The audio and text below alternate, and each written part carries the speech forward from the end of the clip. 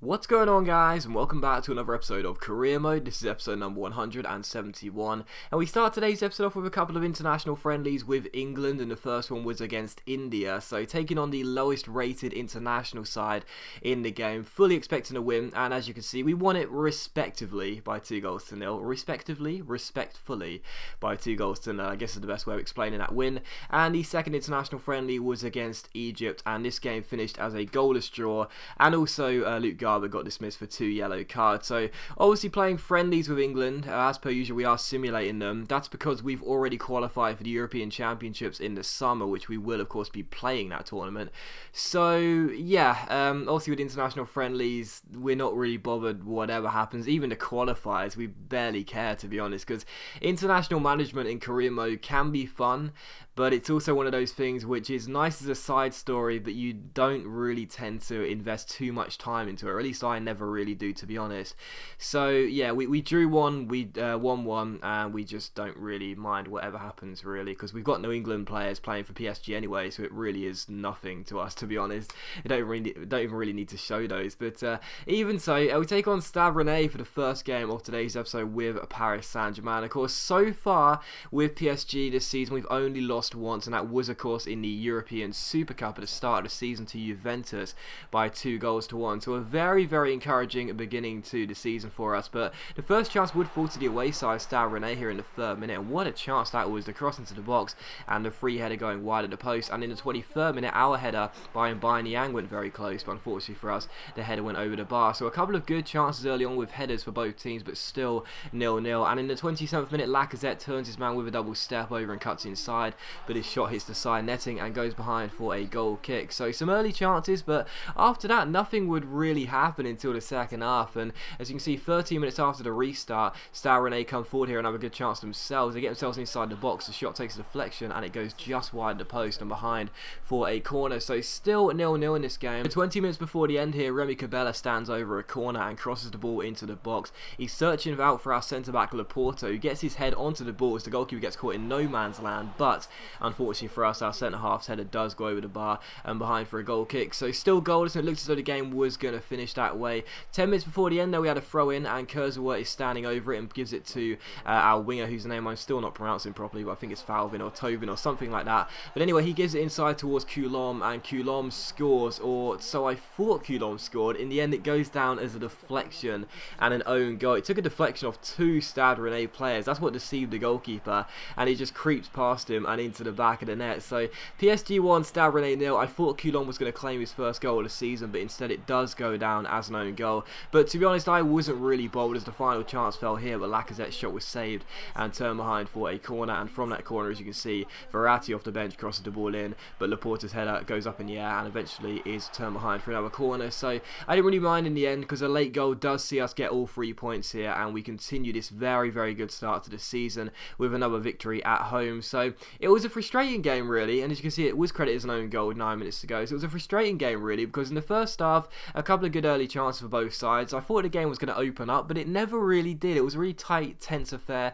The ball seemed to be like stuck in the corner for like most of the game, both corner flags on either side. Really, it was ridiculous, to be honest. Like I could not seem to get the ball into the danger areas throughout the entire game. But in the end, a deflected goal. And you know, when things are going well, sometimes you do start to see luck go in your favour a lot more, and that was certainly one of the occasions there. I think this shot probably would have gone in anyway, because Coulomb was from a close distance out from the goal line when he took the shot, but he did take a couple of deflections before going in. So we'll just say it was a stroke of luck, but we're pleased to get the win regardless, and a very good start to the season continues. And so following that, we had a midweek game against Roma in the Champions League here, as the Italians come and take us on at Parc des Princes. And the first chance would fall in the 16th minute here, as Kevin Strootman's header takes a deflection and goes over the bar for a corner. So good opportunity there, but still 0-0.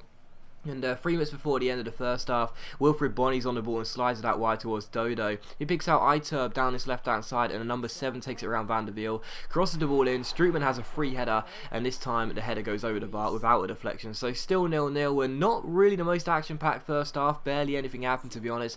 Roma with a couple of chances, but that was it. And in the second half, 5 minutes after the restart, we had our first chance, but the header was well saved by the goalkeeper and cleared away. So still goalless as it comes to our winger. He picks out Verratti, who fakes shots around Nainggolan and strikes it, but again, the goalkeeper parries it and Roma clear. So still 0-0 in this game, and 10 minutes later, as Roma come forward here, they get the ball away and Pastore picks out Kurzawa, our left back. He gives it to Ezequiel Lavezzi, who plays it inside towards Anthony, who plays a brilliant through ball towards Gonzalo Higuain, and when the goalkeeper gets caught in no man's land here, Higuain is first to the ball, and how about that for a lovely chip goal. Gotta love the chips, you know, you really do. I've said a few times before, as we scored a couple of chip goals this season already on FIFA 15 in this career mode, I don't really score too many chip goals because I can never seem to get the trajectory right, but that was just wonderful. As soon as the goalkeeper got caught in no man's land there, I thought the first thing on my mind was try and loop it over him, because yes, Higuain's on his weaker foot, yes, it's from a tight angle, yes, it's going to be a first time strike, but the goalkeeper isn't going to get back on his line on time,